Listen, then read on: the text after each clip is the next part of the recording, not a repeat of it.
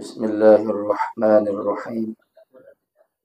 Assalamualaikum warahmatullahi wabarakatuh. Waalaikumsalam warahmatullahi wabarakatuh. Hamdan wa syukran lillah.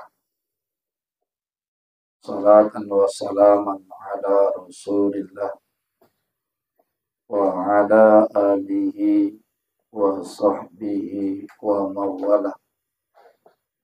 Wa la hawla wa la quwwata illa billah.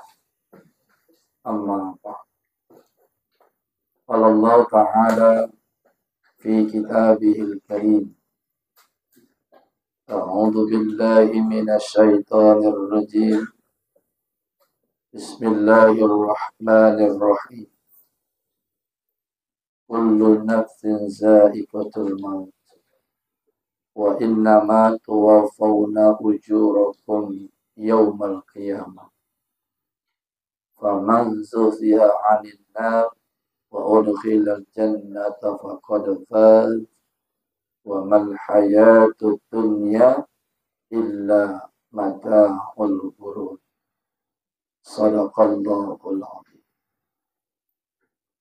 Yang saya hormati Sahibul Bait Bapak Edi Sumiadi keluarga di rumah ini.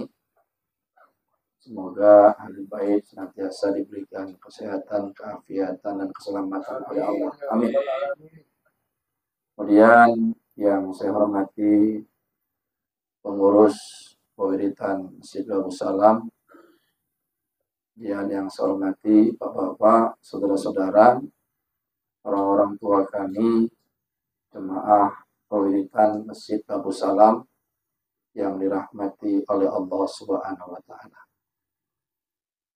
Bersyukur kita kepada Allah Subhanahu wa Ta'ala pada malam hari ini di Sayyidul Ayyam, penghulunya hari, di hari Kamis malam Jumat, kita dipertemukan oleh Allah dalam suasana majelis yang dirahmati oleh Allah. Kata Nabi dalam salah satu hadis, man kharaja fi baitihi fi talabil ilmi fahuwa fi sabilillah hatta yarji'a. Barang siapa yang keluar dari rumahnya guna untuk menuntut ilmu, mempelajari satu bab ilmu, maka dihitunglah pahalanya seperti orang yang berjihad di jalan Allah sampai nanti dia kembali lagi pulang ke rumahnya.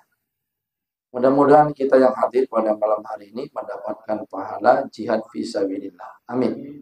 Amin ya rabbal alamin. Dalam hadis yang lain juga Nabi bersabda, man salaka thariqan yaltamisu fihi ilman sahalallahu thariqan ilal jannah. Barang siapa yang menempuh jalan untuk menuntut ilmu, maka Allah akan mudahkan jalannya untuk menuju surga. Maka kita sebetulnya beruntung yang Allah ringankan langkah kita untuk bersilaturahim, berwirid, langsung keluar teh manis, ya kan? Ciri-ciri orang-orang ahli surga begini, Pak. Nanti kita di surga begitu. Belum diminta sudah ada. Ini cash lagi, masih contoh di dunia. Apalagi nanti di surganya Allah SWT. Masya Allah. Amin. Amin. Ya Rabbal. Saya terkadang sedih melihat beberapa pemerintahan. Jumlah anggotanya 80 orang. Tapi yang hadir cuma 25 orang. Itu pernah saya ceramah di suatu tempat. Saya akan sebutkan namanya. Alhamdulillah, datang orang. Kalaulah kita tidak memiliki waktu Pak setiap malam Jumat, ya kan Pak, minimal sebulan sekali hadirlah kita. Amalan silaturahim ini amalan penduduk surga. Nanti kita di surga kayak gini aja katanya, silaturahim. Sholat ada lagi, puasa nggak lagi, zakat nggak lagi. Silaturahim, makan minum, istirahat. Gitu aja, terus menerus. Dan nggak pernah bosan. Maka kata Nabi, barang siapa yang ingin dilapangkan rezekinya, serta dipanjangkan dan berkah umurnya, faliyasil rahimah. Hendaklah kita senantiasa menghubungkan tali silaturahim. Jadi ini bentuk silaturahim. Tiap malam cuma datang, berkunjung. Dari satu rumah ke rumah yang lain. Nanti beginilah kita Pak di surga. Saling kunjung mengunjung dari satu surga ke surga yang lain. Maka kalau minta kepada Allah jangan tanggung-tanggung surganya. Surga Firdaus. Sehat-sehat, selamat-selamat. Nah ini kan Pak Selamat kan. Doa ini nama Pak Selamat. Selamat. Babus salam. Artinya pintu keselamatan. Maka siapa yang sering masuk Masjid Babus Salam, sebagai pertanda dia akan diselamatkan oleh Allah. Babus salam, pintu keselamatan. Maka beruntung bapak-bapak yang sering masuk Masjid Babus Salam. Makanya saya bilang sama Pak Asap, itu nama-nama masjid di Mencirim, Sukamaju. Ini doa Pak bagi kita semua. Ada Masjid Istiqomah. Betul memang, orangnya istiqomah. Ada Masjid Baitur Rahman, rumah kasih sayang, 7. Ada Masjid Al-Amin, dapat dipercaya. Memang betul sesuai dengan nama. Jadi kalau kita rutinitas setiap ahad subuh, kita keliling-keliling masjid, memasuki masjid, sesuai dengan nama masjid itu doa. Nama itu doa, jangan bilang nama itu, apa arti sebuah nama, itu salah. Dalam Islam, nama itu adalah doa. Jadi harapan kita dengan nama yang baik itu telah doa kebaikan untuk Bapak-bapak dan saudara yang dirahmati oleh Allah Subhanahu wa taala. Ibrahim bin Adam mengatakan salah satu penyebab mengapa doa kita selama ini tidak dikabulkan oleh Allah Subhanahu wa taala, penyebabnya salah satunya adalah kita sering bertakziah. Kita sering menghantarkan jenazah ke pemakaman. Tetapi kita nggak bisa mengambil iktibar, pelajaran dari apa yang kita lihat itu. Sebetulnya kalau yang paling seharusnya bisa mengambil itu penggali kubur. Tapi mohon izin ya Pak, mohon izin ya Pak. Malah kadang-kala, mohon maaf, penggali kubur itulah orang yang nggak sholat. Kebanyakan. Tapi nggak di sini ya Pak, di tempat lain ya. Seharusnya penggali kubur itulah orang yang seharusnya pertama sekali bisa mengambil pelajaran dari apa yang dia lihat. Oh begini keadaan jenazah ini. Setelah ditutup dengan papan, diuruk dengan tanah. Beginilah gelapnya. Jadi jangan kita katakan jenazah dalam kubur itu dia sendiri. Tidak. Ketika seorang jenazah dihantarkan ke pemakaman atau ke kuburan, itu ada 3 yang mengantar. Wa ahluhu, wa maluhu, wa amaluhu. Wa ahluhu siapa? Keluarga. Andai tolan, kerabat, semua ikut mengantarkan. Wa maluhu, hartanya, mobil, kendaraan, sepeda motor, ikut mengantarkan. Tetapi ketika jenazah dimasukkan ke liang lahat, ya, ditutup dengan papan, diurut dengan tanah, yang 2 balik ke dunia. Cuma 1 yang tinggal nanti di alam kubur, di alam barzah, yaitu wa amalu. Amal. Maka Nabi ingatkan kepada kita, secerdas-cerdasnya manusia adalah mereka yang banyak mengingat mati. Serta mempersiapkan diri sebelum dia mati dengan bekal iman dan amal soleh. Nah, kita harus tanya sama diri kita, Pak. Apa kira-kira persiapan aku sebelum mati? Mati nggak nunggu harus tua? Mati nggak nunggu sakit? Kan banyak orang yang mati mendadak hari ini.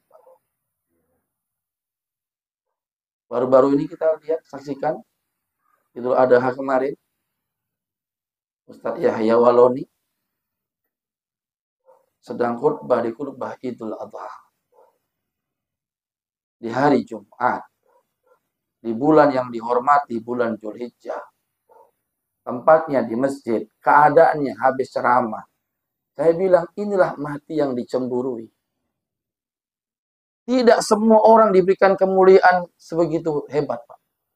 Kecuali orang-orang yang dipilih oleh Allah.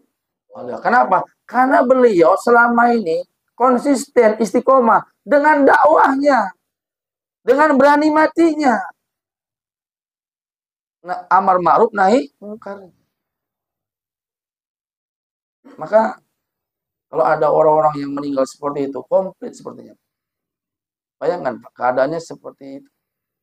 Sehabis khutbah di hari raya Idul Adha, di hari Jumat, tempatnya di masjid, coba bayangkan. Maka betul pesan Nabi kepada kita. Seseorang itu akan meninggal dunia sesuai dengan kebiasaannya. Maka jangan pernah mencoba kebiasaan yang negatif, yang buruk. Saya takut, kita semua takut, kita meninggal pas ditakdirkan sedang keadaan berbuat yang buruk itu. Nah, jangan dimulai. Contohnya ini, contoh aja lah. Kok kepingin aku main sabung ayam ya. Mainlah di sana gitu kan. Diajak kawan, ikut. Pas di situ pula dicabut nyawa. Itu yang harus kita khawatirkan. Sekali-sekali mainlah main batu gitu kan. Walaupun nggak pakai duit, ya kan? Rupanya ditakdirkan matinya pas di situ. Sekali-sekali ke tempat karaoke, kayak mana sih suasana karaoke? Marco Polo sudah hancur kan? Yang diputarin baru itu. Bagaimana perlawanan orang grip itu, melawan itu. Tapi emang pemimpin itu harus berani. Ya, menegakkan kebenaran. Mencegah kemungkaran itu harus berani. Satu orang baik berteman dengan 10 orang yang tak baik, satu yang baik tadi menjadi nggak baik. Itu artinya apa? Lingkungan mempengaruhi. Satu orang jahat, nggak baik, berteman dengan 10 orang yang baik, dia akan berubah menjadi orang yang baik. Saya sering begitu sama siswa itu. Menganalogikan. Supaya apa? Mereka berpikir, oh iya. Ternyata lingkungan mempengaruhi daripada tingkah laku dan kepribadian kita. Maka Pak, beruntunglah kita Pak. Kita tinggal di lingkungan dengan dekat dengan masjid, dengan orang-orang yang ahli masjid. Kita pun tertular menjadi orang yang dekat dengan masjid. Nanti di akhirat, salah satu orang yang mendapatkan naungan dari Allah, di mana pada saat itu tidak ada naungan selain naungan daripada Allah Subhanahu wa taala, salah satunya adalah kata Nabi, wa rajulun qalbuhu mu'allaqun fil masajid. Seorang laki-laki yang hatinya senantiasa terpaut dengan masjid. Ketika orang semua kepanasan nanti di padang mahsyar, orang-orang yang ahli masjid itu nggak kepanasan. Kalau saya katakan dia masuk ruang VIP. Tahu lah ruang VIP itu kan, khusus dia. Kalau di bandara di lounge namanya, lounge, ada lounge safir di bandara itu. Jadi nggak berserak dari tempat-tempat yang lain, khusus di ruangan kaca. Dan kita akan masuk ke situ nanti. Ketika orang nanti kepanasan, ada yang tenggelam dengan keringatnya, selututnya, ada yang sepinggangnya, ada yang sedagunya, ada yang tenggelam dengan keringat sendiri. Sementara orang di sebelahnya nggak apa-apa. Siapa yang nggak apa-apa itu? Salah satunya adalah orang yang hatinya senantiasa terpaut dengan masjid. Aktivitasnya bolak-balik, rumah masjid. Masya Allah. Oleh karena itu, kita menjadi pecinta masjid. Rasanya kalau ada orang ahli masjid meninggal, dan keluarganya minta disolatkan di masjid, kita lapang menerimanya. Tapi kalau yang seumur umur nggak pernah sholat di masjid, itu meninggal, bawa masjid. Kita pun cemana masjid. Malaikat pun menandai itu. Wah. Seumur umur nggak pernah ke masjid. Mati tidak sholatkan di Pak, antara sholat jenazah di masjid dengan di rumah dari segi pahala itu nggak ada beda-beda. Ya Pak ya. Hanya di masjid lebih lapang aja. Tapi kalau sholat fardu, itu ada bedanya. Di masjid dengan di rumah. Kalau di masjid 27 derajat, kalau di rumah 1. Tapi kalau di Masjidil Haram 100.000. Sekali sembahyang fardu. 100.000 pahalanya. Sekali sembahyang fardu di Masjidil Haram. Masjid Nabawi 1.000. Masjid Al-Aqsa 500 sekali sembahyang fardu pahalanya. Masya Allah. Berarti orang yang pulang haji, pulang umroh itu menggondol begitu banyak pahala setelah pulang dari umroh. Maka Pak minta doa sama orang-orang yang pulang umroh, pulang haji. 40 hari itu doanya makbul, Pak. Awak kan nggak Pak datang. Mana oleh-olehnya? Mana oleh-olehnya? Bukan mana doanya. Kalau ada orang pergi haji, pulang umroh, titip itu doa yang paling penting. Bukan oleh-oleh, tapi doa. Nah, Bapak-bapak dan saudara, orang tua kami yang dirahmati oleh Allah Subhanahu wa taala. Kullu nafsin za'iqatul maut. Setiap yang hidup, yang berjawab pasti akan mati. Nah, yang hadir di sini nih Pak, nih camat semuanya. Calon kita tinggal nunggu waktunya saja. Saatnya. Dikala rezeki kita nanti sudah nggak ditemukan lagi, disitulah ajal kita. Ya Pak, dari ujung timur, ujung barat, nggak ditemukan lagi rezeki kita. Nanti disitulah akan datang azal kita. Tinggal nunggu waktu. Wa innama tuwaffawna ujurakum yaumal qiyamah. Sesungguhnya, apa-apa yang kamu buat sekarang ini, kebaikan-kebaikan, akan disempurnakan oleh Allah pahalanya. Kapan? Nanti pada hari kiamat. Jadi Pak, kita nanti baru sadar akan amal kebaikan kita di begitu besar nilainya setelah mati. Kalau sekarang Allah tunjukkan sholat berapa pahalanya, puasa berapa, di masjid berapa pahala, zikir berapa, baca Quran kayak mana, nggak ditunjukkan Allah. Tetapi nanti setelah kita meninggal, ada orang berucap mau meninggal, Pak. Kenapalah sedikit, kenapalah sedikit. Gitu dia ngomong. Kenapalah nggak jauh, kenapalah nggak jauh, gitu dia ngomong. Mau meninggal. Rupanya, kenapa dia ngomong, kenapa sedikit, kenapa sedikit, nggak banyak gitu maksudnya. Ditunjukkan sama dia pahala-pahala orang sedekah itu. Menyesal dia, kenapalah sedikit aku sedekah. Kenapalah yang nggak jauh, gitu. Kenapalah dekat, kenapa nggak jauh. Ditunjukkan pahala langkah kaki orang dari rumah menuju ke masjid, pahalanya begitu besar, melihat itu menyesal. Maka beruntunglah bapak-bapak yang rumahnya di gang rambutan. Kalau bisa Pak, subuh jalan. Kalau bisa ya, tiap subuh jalan. Salah satu olahraga Nabi itu kan, Nabi suka jalan kaki. Maka Nabi itu sehat. Kita kan enggak Pak. Gang rambutan malah naik kereta kita kan. Jalan. Saya coba jalan kalau subuh Pak. Melatih itu. Ya jangan udah siap ajan lah baru jalan. 4:30 itu udah jalan. Masjid. Jangan komat jalan ya udah ketinggalan. Nah. Ada Pak di masjid kami Pak. Masbuk aja. Nggak maghrib, nggak isya, nggak subuh, masbuk aja. Nilainya beda Pak. Masjid kami juga ada Ustaz. Iya. Maukah kata Nabi, aku tunjukkan bagaimana barisan malaikat di hadapan Allah. Apa kata Nabi? Seperti rapatnya saf pertama orang-orang sholat berjamaah. Begitulah barisan malaikat di hadapan Allah. Oh gitu mah sholat Jumat di sudut paling ujung belakang. Lambat lagi. Enggak, jangan mau. Di tempat kami ada wak-wak yang tiap Jumat dia selalu mengambil saf paling depan yang sebelah kanan. Saya pun nggak tahu kenapa dia pilih sebelah kanan. Sampai ajalnya menemukan dia. Nggak mau dia sebelah kiri. Tapi kalau sempat orang semuanya kanan semua, ada yang mau di kiri gawat juga ya kan Pak. Ada rahasia mungkin di balik itu. Ya kan Pak. Karena nanti salah satunya kemuliaan yang didapatkan oleh orang yang jaga sholat akan diberikan buku catatan amal dari sebelah kanan. Maka nanti beruntunglah kita Pak yang dikasih buku catatan amal dari arah sebelah kanan. Kita termasuk golongan orang-orang yang baik, yang soleh. Tapi kalau nanti di akhir kita dikasih buku catatan amal dari sebelah kiri atau dari sebelah belakang, kita termasuk golongan orang-orang yang tidak baik. Kita suruh baca Pak, Iqra kita Pak. Baca buku catatan amal. Suruh baca kita. Heran-heranlah kita Pak. Pahala silaturahim sekian juta. Pahala sedekah sekian miliar. Pahala baca Quran sekian miliar. Heran kita meninggal amal-amal kita itu.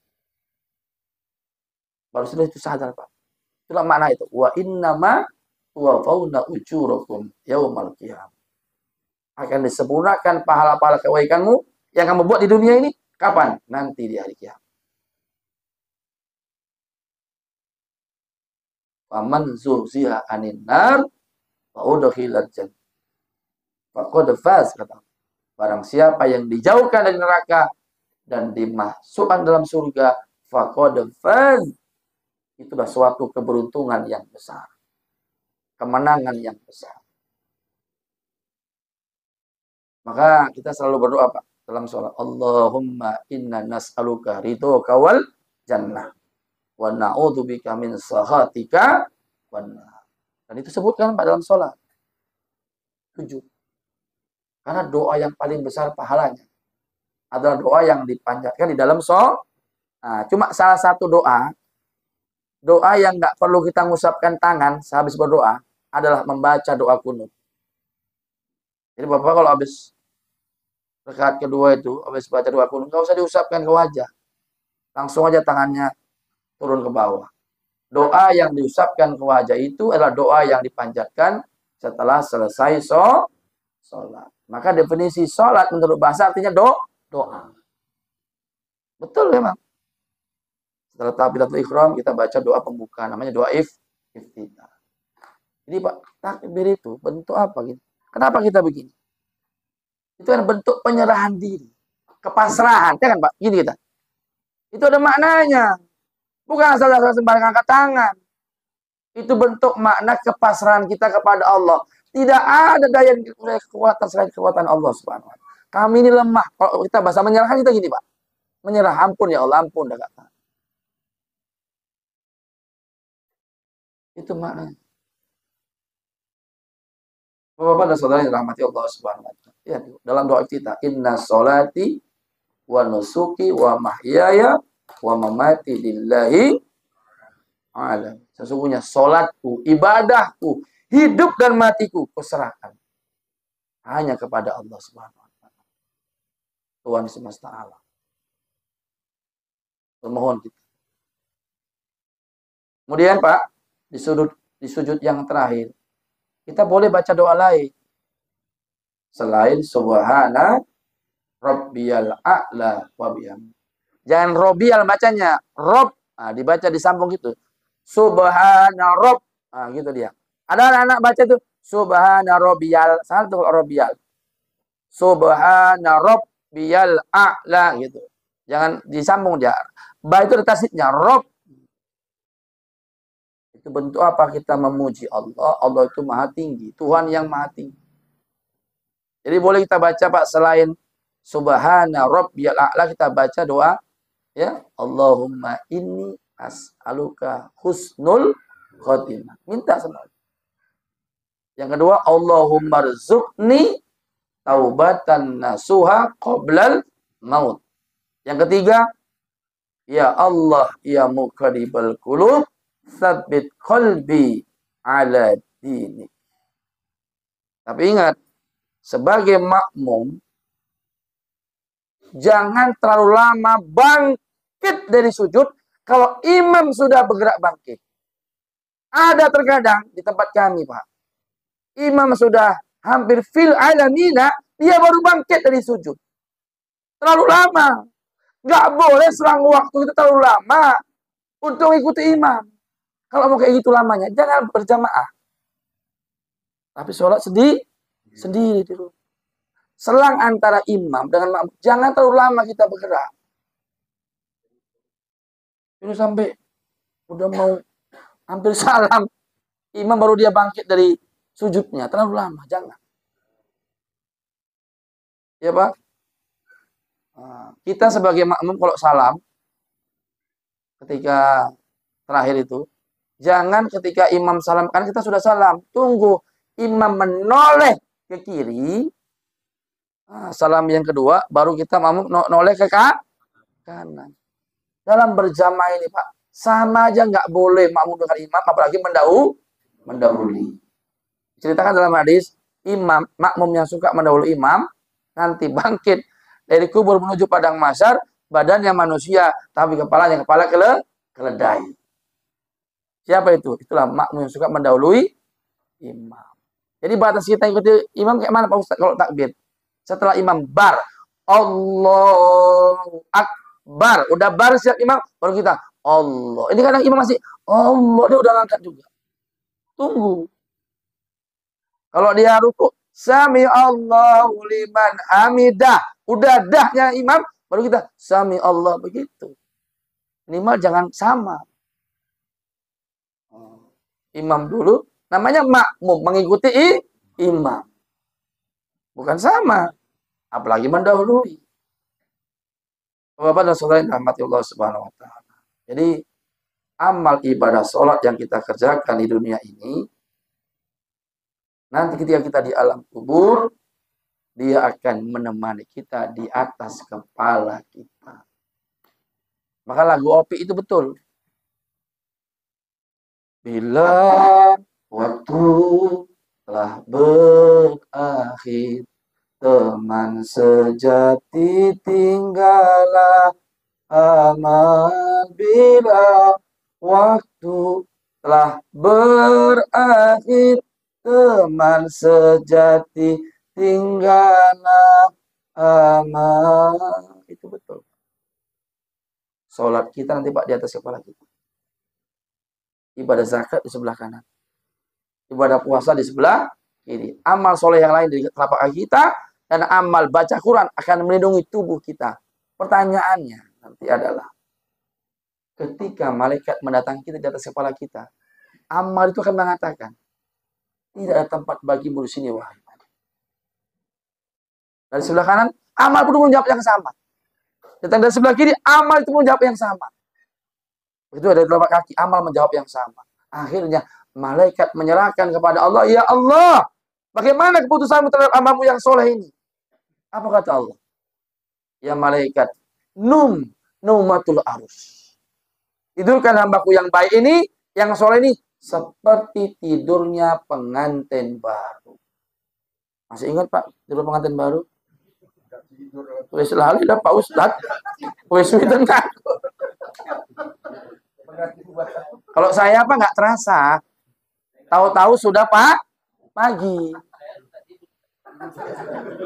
Yang kedua Pak, manten baru itu yang dibayangkan yang indah-indah. Masih jadi Raja Sehari. Amplop duit masih banyak. Kado masih banyak. 3 hari kemudian mau bulan madu. Mana terbayang yang nggak indah? Beda sama pengantin lama Pak. Yang teringat utang, angsuran, ya kan? Biaya anak, UKT, segala macam. Saya udah merasakan UKT sekarang Pak. Uang kuliah tahunan. Udah mulai ini Pak. Anak-anak udah mau mulai kuliah. Terusan santai ya, SMA ya kan Pak, SMP. Sekarang kuliah udah mulai berpikir. Bapak dan saudara yang dirahmati Allah Subhanahu wa taala. Nggak berasa gitu. Kayak kita tidur tadi malam, nyenyak, nggak ngelirik. Besok pagi sudah kiamat. Begitu tidak orang baik. Masya Allah. Nanti kita gini, begitu bangun. Hari apa ini? Ajal yaum. Hari apa ini? Rupanya sudah kiamat. Maka bapak-bapak kalau lewat kuburan suka maju turunan, jangan lupa ucapkan salam. Assalamualaikum ya ahlal kubur. Al-Fatihah. Sambil lewat aja Fatihahnya, jangan lupa di situ. Nah, itulah yang nggak dijawab sama. Itu termasuk salah satu dalil bahwasannya yang dibuat sama yang hidup tuh sampai sama yang meninggal.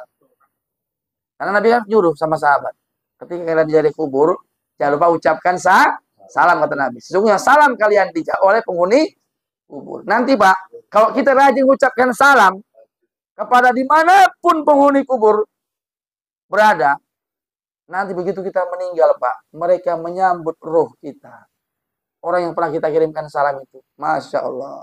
Ini Fulan bin Fulan, Edi Sumiadi. Udah kenal. Yang rajin hadiahkan Fatihah untuk kita. Ini kata salah satu teman kita yang pernah mati suri Pak. Apa katanya? Ternyata hadiah bacaan Quran, hadiah suratul Fatihah, hadiah doa orang yang hidup pada yang meninggal dunia, itu berubah menjadi hidangan, makanan dan minuman yang lezat buat ahliku. Makanya malam Jumat ini Pak, arwah-arwah ini Pak. Ini sebetulnya arwah orang meninggal itu malam Jumat itu dilepas. Untuk menyaksikan apa yang diperbuat oleh ahli keluarganya. Maka Pak, habis maghrib, malam Jumat, kita baca Yasin. Senangnya orang tua kita itu lihat apa yang kita buat. Baik dia ke alam roh. Kayak orang pulang wirid, bawa apa itu? Kenduri, bawa berkat. Ada nggak ini berkatnya? Ada lah, apalagi untuk Ustadz 2 ya kan?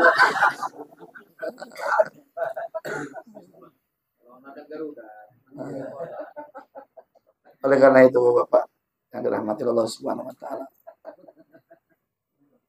janganlah kita berleha-leha, bersantai-santai. Fastabiqul khairat. Berlomba-lomba dalam kebaikan dan banyak ingat mati, persiapkan diri sebelum mati dengan bekal iman, ilmu dan amal soleh. Itulah nanti yang dapat menolong kita di akhir nanti. Usikum wa nafsi bitaqallah. Assalamualaikum warahmatullahi wabarakatuh. Waalaikumsalam.